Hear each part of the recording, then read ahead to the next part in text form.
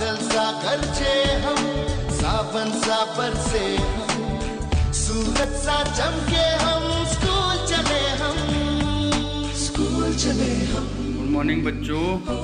तो आपका जो आपकी इंग्लिश का जो 4th चैप्टर था वो कंप्लीट होता है। आज हमने तीसरा क्वेश्चन पढ़ना है इसका।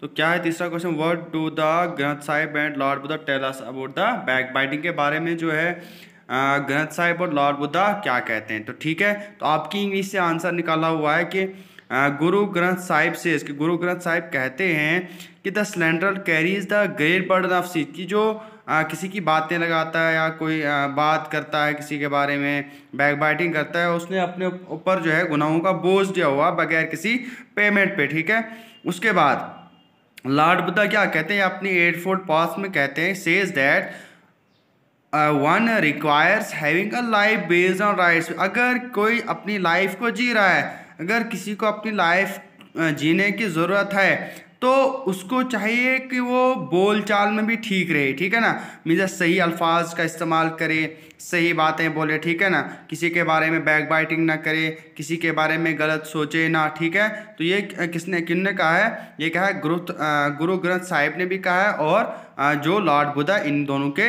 विचार हैं। ठीक है, तो अब है क्वेश्चन नंबर 4। ठीक है, तो क्वेश्चन नंबर 4 क्या कहता है? Why did the servant of rabbi Simon bring tongs both the times.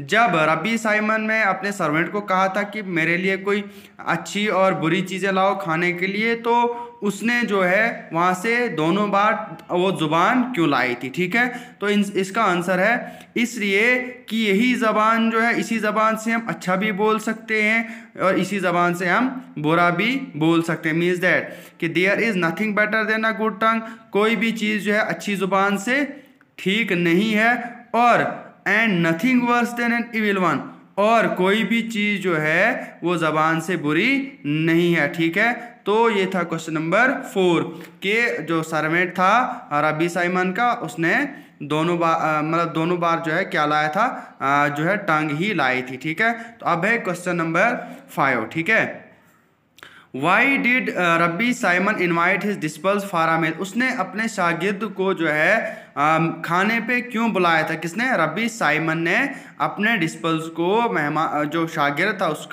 उसको खाने पे क्यों इनवाइट किया था, क्यों बुलाया था? तो इसका आंसर है the rabbi invited his disciples to a meal at which both soft tongues were served. जब उसने जो है रब्बी साइमन ने उसको बुलाया था, तो क्यों बुलाया था? दोनों बार उसको, एक बार उसने सॉफ्ट टंग भी दे दी और उसको हार्ड टंग भी दे दी, लेकिन उस डिस्पल ने, उस शागिर्द ने क्या किया? सॉफ्ट वाली जुबान को खाया और जो हार्ड वाली थी उसको छुआ तक नहीं। ठीक है, इससे नोटिसिंग दिस, ये सब नोटिस करने के बाद रब्बी साइमन ने उसे कहा, as you choose the soft tongue, आपने जिस तरह से इस सॉफ्ट जुबान को चुना है और हार्ड वन को रिजेक्ट किया है, इसी तरह से आप भी जब किसी से बात करते हो तो आप नरम जुबान का इस्तेमाल करो और सख्त जुबान का, सख्त अल्फाज का इस्तेमाल नहीं करो।